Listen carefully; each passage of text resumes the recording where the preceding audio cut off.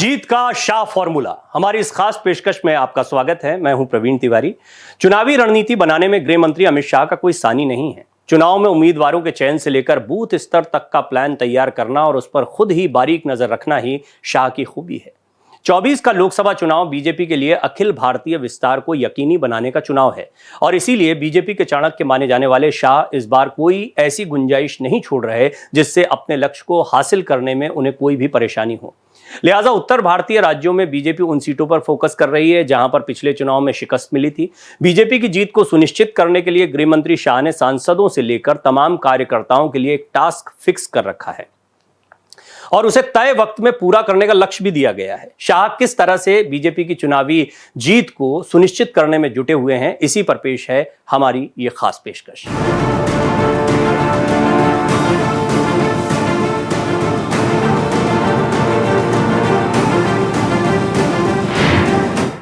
चाणक्य नीति, शाह की रणनीति।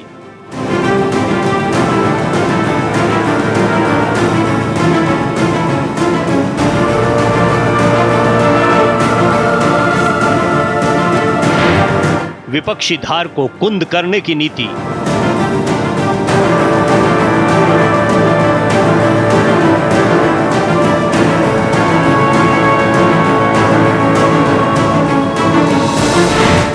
देश भर में धुआंधार प्रचार।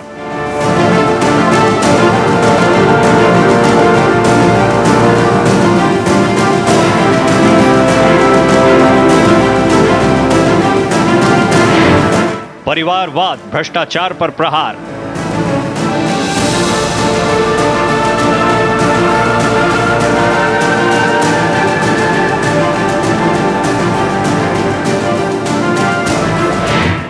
एक एक सीट का हिसाब।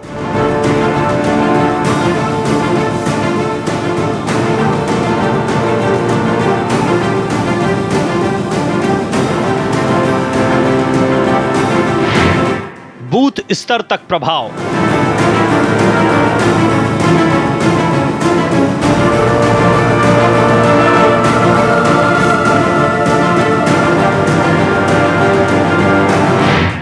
शाह ने सबको किया एक्टिव।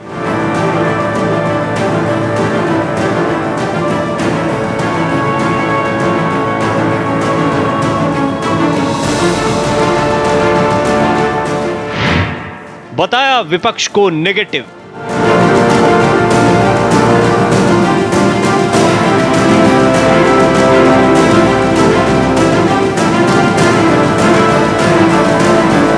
के चुनाव में जो घमंड या गठबंधन इकट्ठा हुआ है, 12 लाख करोड़ के घपले, घोटाले, भ्रष्टाचार करने वाले लोग इकट्ठा हुए।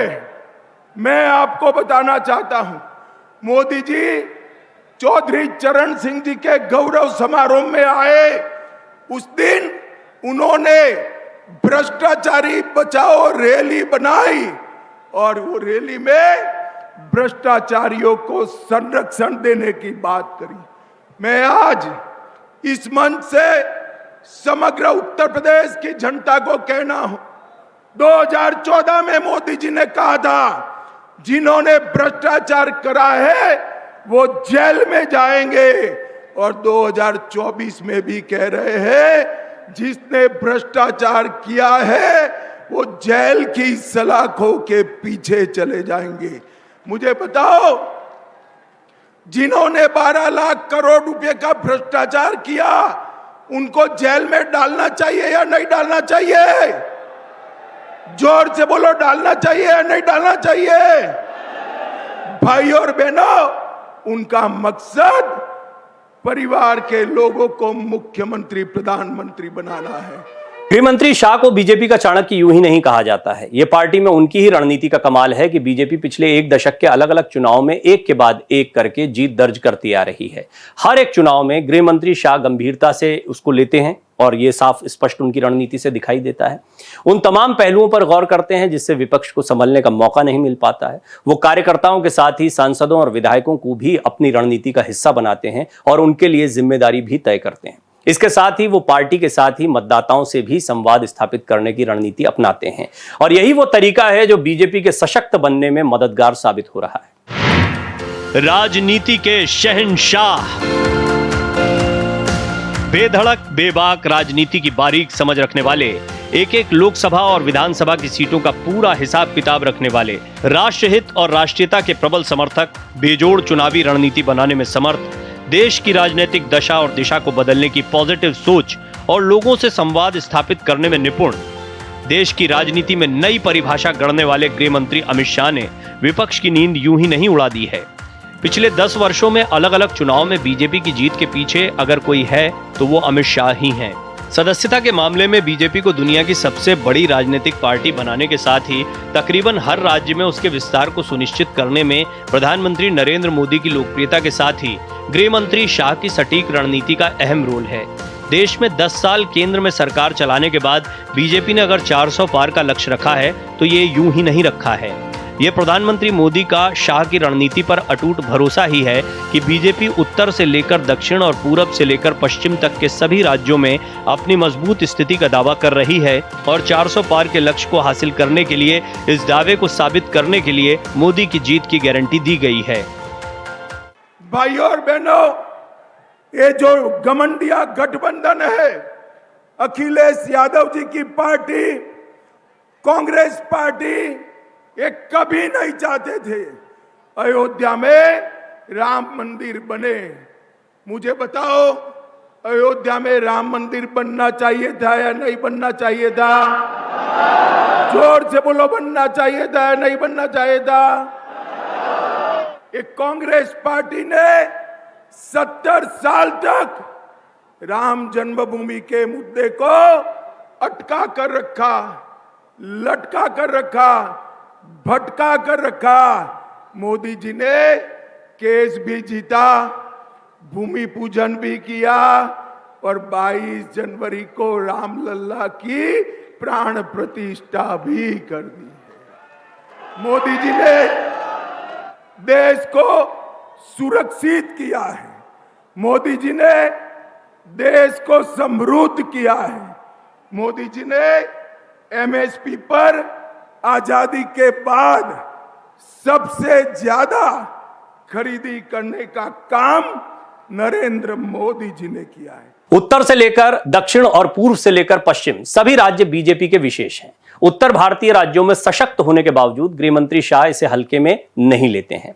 लोकसभा के लिए सबसे अहम राज्यों में से एक यूपी बीजेपी का मजबूत गढ़ है। यूपी में बीजेपी ने 100% जीत का लक्ष्य रखा है, लिहाजा उन तमाम सीटों पर खास ध्यान दिया जा रहा है जहां पर बीजेपी पिछले चुनाव में पिछड़ गई थी। वेस्ट यूपी की 17 सीटों में 7 सीटों के लिए नुकसान की भरपाई करने की कोशिश की जा रही है और इसके लिए गृहमंत्री शाह ने अपने तंत्र को पूरी तरह से एक्टिव कर दिया है। जिन सीटों पर बीजेपी जीत चुकी है उसे भी हल्के में नहीं लिया जा रहा है। शाह की रणनीति अचूक। गृहमंत्री शाह का एक एक कदम सधा हुआ होता है। उनकी रणनीति इतनी सटीक होती है कि उसमें किंतु परंतु के लिए कोई जगह नहीं छोड़ी जाती है।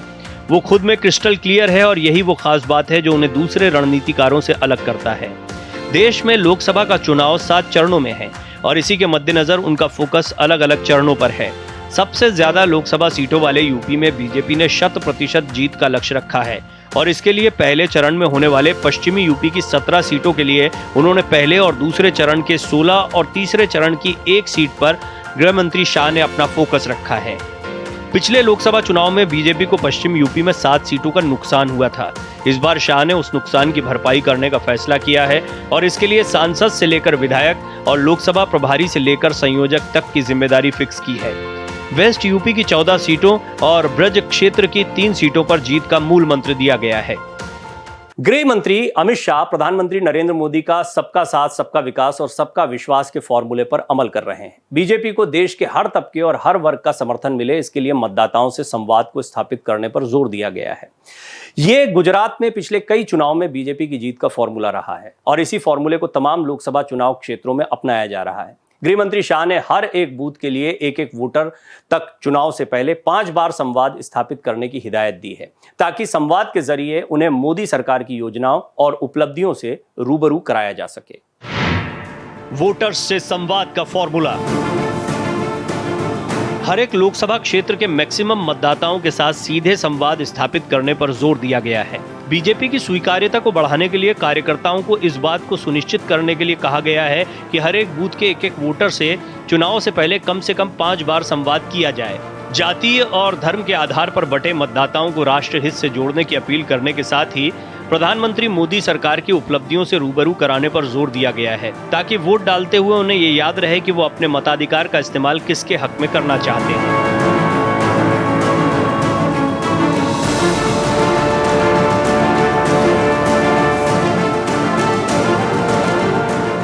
चुनावी जीत में गुजरात के मॉडल को अपनाया जा रहा है। हर बूथ को लेकर इसी तरह की रणनीति अपनाते हुए बीजेपी ने गुजरात में चुनावी जीत का एक रिकॉर्ड कायम किया है और ये इसलिए संभव हो पाया है कि वहां पर बीजेपी को सभी वर्गों का वोट हासिल होता है। गृह मंत्री शाह ने इसी को ध्यान में रखते हुए सांसदों, विधायकों और कार्यकर्ताओं से बातचीत करते हुए इस गणित को समझाया और कहा कि इसी फॉर्मूले को देश भर में अपनाए जाने की जरूरत है। शाह ने साफ तौर पर कहा कि मतदाताओं के साथ जुड़कर ही चुनावी नतीजों को अपने हक में किया जा सकता है। बीजेपी के रणनीतिकार गृह मंत्री अमित शाह ने विपक्षी गठबंधन को बचाव की मुद्रा में ला दिया है। सत्ता पक्ष के खिलाफ हमेशा विपक्ष के पास आक्रामक रवैया अपनाने के कई हथियार होते हैं, लेकिन चुनाव प्रचार में प्रधानमंत्री नरेंद्र मोदी और गृह मंत्री शाह विपक्ष को परिवारवाद और भ्रष्टाचार पर इस तरह से घेर रहे हैं कि उस पर सफाई देना विपक्ष के लिए भी बहुत मुश्किल दिखाई पड़ता है। पूरा दम निकलता जा रहा है विपक्ष का। विपक्ष के पास बीजेपी पर आक्रामक होने का मौका ही नहीं है। परिवारवाद और भ्रष्टाचार विपक्ष के लिए नासूर बन चुके हैं और उसे ही बीजेपी ने धार देकर विपक्ष की धार को कुंद किया है। यह शाह की सबसे बड़ी और पहली चुनावी रणनीतिक जीत है। आक्रामक प्रचार नीति। देश भर में चुनाव प्रचार को धार दी जा रही है। अलग अलग राज्यों में एक के बाद एक करके धुआंधार प्रचार किया जा रहा है। प्रधानमंत्री मोदी और शाह ने विपक्ष पर आक्रामक रवैया अपनाकर उसकी धार को पूरी तरह से कुंद करने की एक पूरी रणनीति तैयार की है। परिवारवाद और अतीत के भ्रष्टाचार के मुद्दे पर कांग्रेस समेत दूसरे विपक्षी दलों को घेरा जा रहा है और ये शाह की रणनीति का वो राजनीतिक चक्रव्यूह है जिसे भेद कर बाहर निकलना विपक्ष के लिए मुश्किल हो गया है।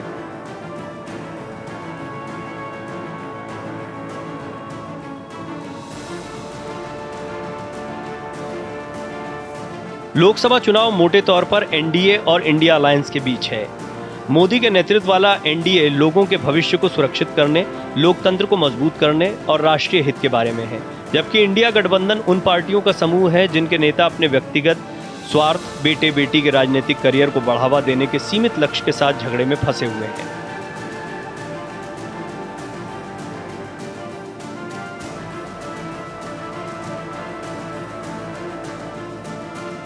सत्तर साल तक शासन करने वाली कांग्रेस ने आर्टिकल 370 के बारे में कुछ नहीं किया, न ही अयोध्या में राम मंदिर के बारे में। मोदी सरकार ने साहसिक कदम उठाए जिससे विश्व नेताओं का ध्यान आकर्षित हुआ और G20 में इसकी सफलता को देखा गया। थोड़े ही समय में मोदी सरकार ने आर्टिकल 370 को हटाने का बड़ा फैसला लिया। संसद में कांग्रेस नेता राहुल गांधी ने इस फैसले के खिलाफ चेतावनी देते हुए कहा कि कश्मीर में खून खराबा होगा, लेकिन किसी ने पत्थर मारने की हिम्मत नहीं की। जब सीमा पर आतंकियों ने भारत पर हमला किया तो मोदी सरकार ने पाकिस्तान में सर्जिकल स्ट्राइक की। आज भारत को कोई चुनौती देने का साहस नहीं कर सकता। देश की सुरक्षा सर्वोच्च है, जिससे किसी भी कीमत पर समझौता नहीं किया जा सकता।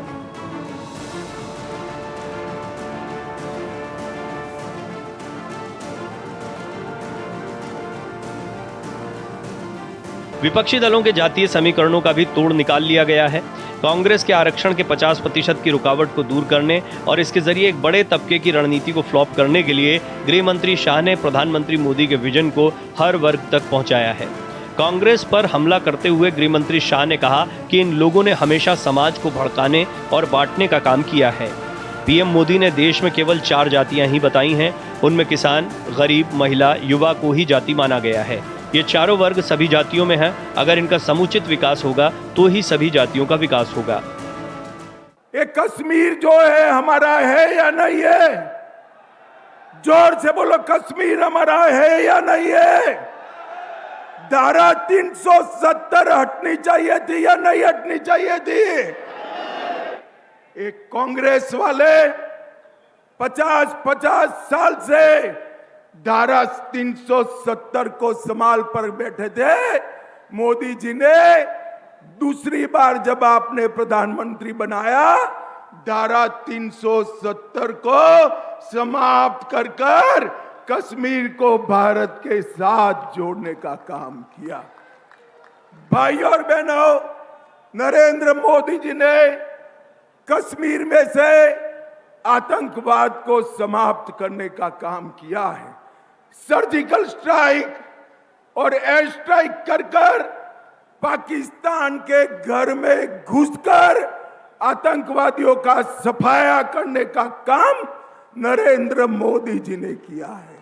प्रधानमंत्री नरेंद्र मोदी और गृह मंत्री अमित शाह अलग अलग लोकसभा क्षेत्रों में धुआंधार प्रचार करने में जुटे हैं। इसके साथ ही साथ स्टार प्रचारकों को भी मैदान में उतार दिया गया है। बीजेपी के प्रचार में एक तरफ विपक्ष पर जोरदार हमले किए जा रहे हैं तो दूसरी तरफ पीएम मोदी सरकार की योजनाओं और करोड़ों लाभार्थियों का जिक्र कर रहे हैं। सबका साथ, सबका विकास और सबका विश्वास को तवज्जो दी जा रही है और उन योजनाओं का हवाला दिया जा रहा है जिससे समाज के हर तबके और हर वर्ग के लोगों को फायदा मिला है। बीजेपी के पास अपने 10 साल के कार्यकाल की उपलब्धियां तो हैं ही, साथ ही साथ विपक्ष के पास उस पर हमलावर होने का कोई बड़ा मुद्दा नहीं है और ये दोनों चीजें बीजेपी को ताकतवर बनाती हैं। योजनाओं के करोड़ों लाभार्थी। बीजेपी के पास प्रधानमंत्री मोदी सरकार की उपलब्धियों की सूची काफी लंबी है। पीएम मोदी सरकार की अलग अलग योजनाओं का लाभ देश भर के करोड़ों लोगों को मिला है और इसमें गरीब, युवा, किसान और महिलाएं शामिल हैं। मोदी सरकार की उपलब्धियों पर शाह ने कहा कि सरकार 80 करोड़ लोगों को मुफ्त राशन देती है। देश भर में करीब 12 करोड़ शौचालय बनाए गए। 12 करोड़ महिलाओं को करीब 12 करोड़ सब्सिडी वाले सिलेंडर दिए गए, जिससे उन्हें रोजमर्रा की परेशानियों और धुएं के स्वास्थ्य संबंधी खतरों से मुक्ति मिली। पीएम आवास योजना के तहत गरीबों को 4 करोड़ घर उपलब्ध कराए गए। घर घर नल से जल यानी नल के माध्यम से पानी तक पहुंच एक वास्तविकता बन गई, जिससे 14 करोड़ लोगों को फायदा मिला। मुद्रा ऋण के माध्यम से उद्यमिता का विकास हुआ। स्टार्टअप्स फल फूल रहे हैं। शिक्षा क्षेत्र में कई पहलों के तहत नए कॉलेजों और मेडिकल कॉलेजों की स्थापना की गई। बीजेपी अपने प्रचार अभियान में विकसित भारत के संकल्प को दोहरा रही है। गृह मंत्री शाह अपने प्रचार अभियान में प्रधानमंत्री मोदी के नेतृत्व में विकसित भारत की पूरी तस्वीर पेश कर रहे हैं और मतदाताओं को इस बात का यकीन दिला रहे हैं कि पीएम मोदी ही भारत को दुनिया की तीसरी सबसे बड़ी अर्थव्यवस्था वाला देश बनाने का दमखम रखते हैं। बीजेपी के चुनाव प्रचार में इस बात पर जोर दिया जा रहा है कि सशक्त सरकार, सशक्त देश और सशक्त अर्थव्यवस्था से ही देश के युवा, किसान, महिला और गरीब का भला हो सकता है और ये चुनाव बीजेपी का न होकर विकसित भारत के संकल्प पर मोहर लगाने वाला साबित होगा। विकसित भारत का संकल्प। गृह मंत्री शाह ने देश भर में बीजेपी के विस्तार की रणनीति बनाई है। जिस भरोसा बहाली की राजनीति की शुरुआत बीजेपी सरकार ने की है, उसी पर फोकस करते हुए गृह मंत्री शाह ने 24 के चुनाव को विकसित भारत के संकल्प के साथ जीत को सुनिश्चित करने का फैसला किया है। पीएम मोदी और गृह मंत्री शाह अपनी चुनावी रैलियों में इसकी झलक पेश करते हैं। गृह मंत्री शाह इस बात को साफ कर रहे हैं कि लोकसभा चुनाव बीजेपी का चुनाव नहीं है, बल्कि ये चुनाव विकसित और आत्मनिर्भर भारत बनाने का चुनाव है। उन्होंने युवाओं से आग्रह किया है कि वो अपने मताधिकार का प्रयोग करने से पहले फायदे और नुकसान पर अच्छी तरह विचार कर लें।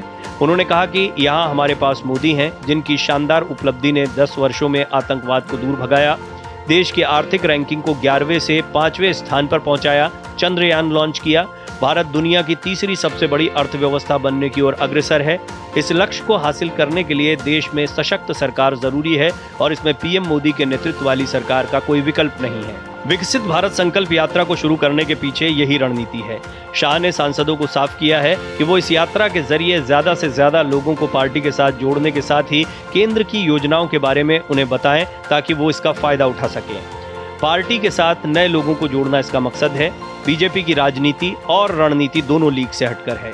प्रधानमंत्री नरेंद्र मोदी विकास के पर्याय बन चुके हैं तो गृह मंत्री अमित शाह पार्टी के ऐसे रणनीतिकार हैं जिनकी रणनीति में जीत की गारंटी होती है। गृह मंत्री शाह की चुनावी रणनीति सटीक और असरदार है। विपक्षी दलों के सामने सबसे बड़ी मुश्किल यह है कि उसके पास प्रधानमंत्री मोदी की सरकार को घेरने का कोई सशक्त मुद्दा नहीं है और दूसरा ये कि विपक्षी गठबंधन में न तो पीएम मोदी जैसा कोई लोकप्रिय चेहरा है और न ही ठोस रणनीति बनाने वाला अमित शाह की तरह कोई रणनीतिकार। विपक्षी गठबंधन को निहत्था करके बीजेपी ने उसे हाँफने पर मजबूर कर दिया है। विपक्ष के तेवर ढीले होने के बावजूद बीजेपी अपने लक्ष्य को हासिल करने के लिए लगातार चुनावी रणनीति बना रही है। विपक्ष के लिए रत्ती भर कोई गुंजाइश नहीं छोड़ रही है। चुनावी जीत के लिए कई मंत्र हैं जो अमित शाह दे चुके हैं। इसी पर हमारी एक खास पेशकश थी। बाकी की देश दुनिया की खबरों के लिए बने रहिए भारत एक्सप्रेस के साथ। नमस्कार।